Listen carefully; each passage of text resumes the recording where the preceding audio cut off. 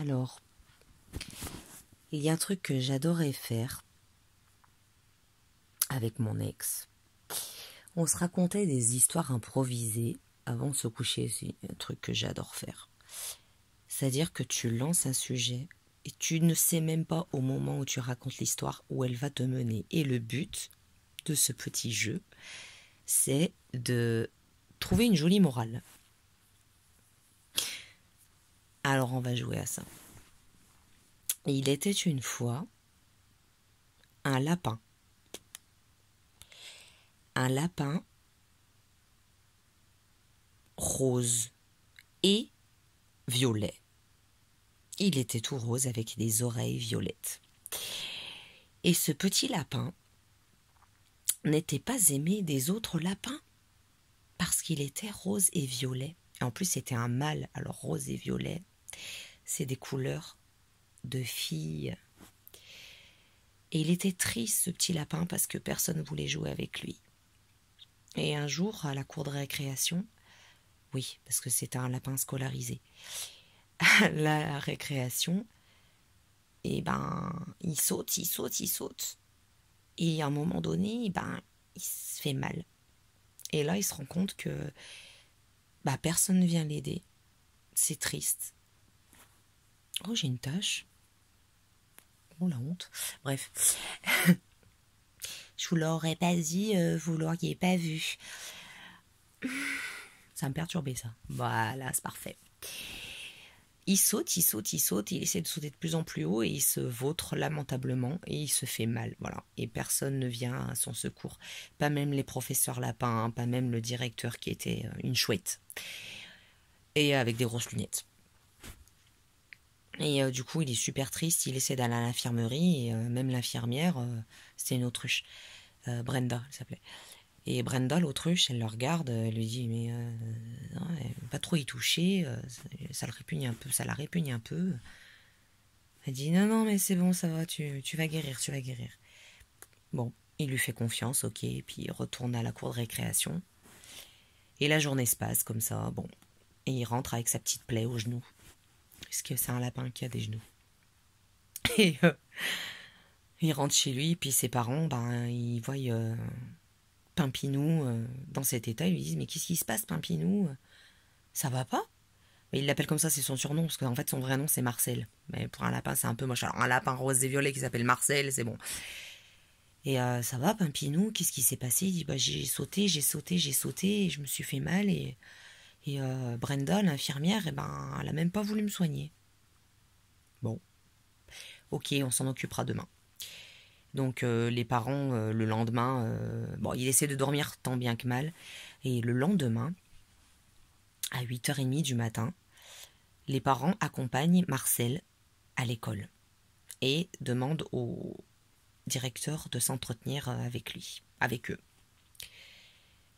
Voilà, notre fils, Marcel, s'est fait mal hier à la cour de récréation, il s'est fait mal au genou et quand il arrive à l'infirmerie, Brenda, l'autruche, n'a pas voulu le soigner. Oui, mais vous comprenez, répond le directeur. C'est une gazelle, le directeur. Et vous comprenez, c'est quand même compliqué. Votre fils, on le craint un peu. Voilà, il a été honnête, il leur a dit, voilà, on le craint un peu. On ne sait pas trop comment soigner ce genre de lapin. Alors les parents, ils regardent, ils disent, mais attendez, mais mon fils, c'est un lapin, quoi. Enfin, un lapin comme un autre.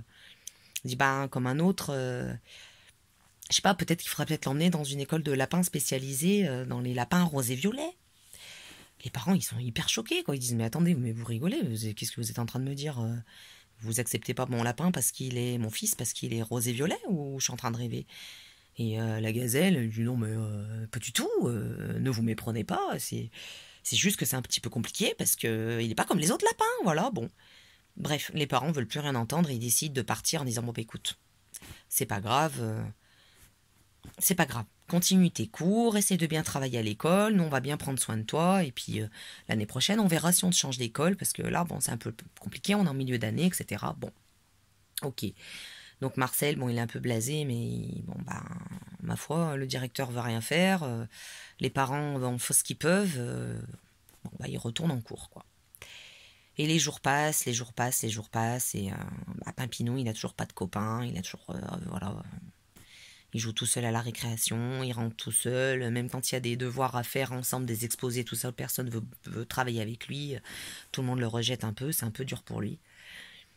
Et puis, un beau jour, à la gymnastique, et il y a un concours de saut qui est organisé.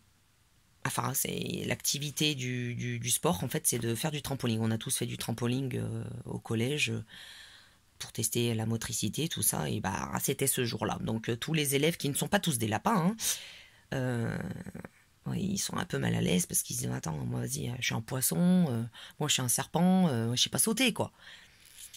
Et du coup, Marcel, il est super content parce que du coup, lui, il n'a pas besoin de trampoline pour sauter. Il arrive devant le trampoline, il va quand même sur le trampoline parce que le maître veut absolument le faire sauter au trampoline. Et le lapin, Marcel, regarde le trampoline et se dit « ça va être la meilleure note de ma vie ». Il prend de l'élan, il saute sur le trampoline, mais comme il sait déjà sauter, il saute d'une hauteur, mais loin, tellement loin que finalement, on n'arrive même plus à le voir. Et il redescend avec une grâce. Il redescend. Il saute, il remonte super loin. Il fait ça 10 fois de suite.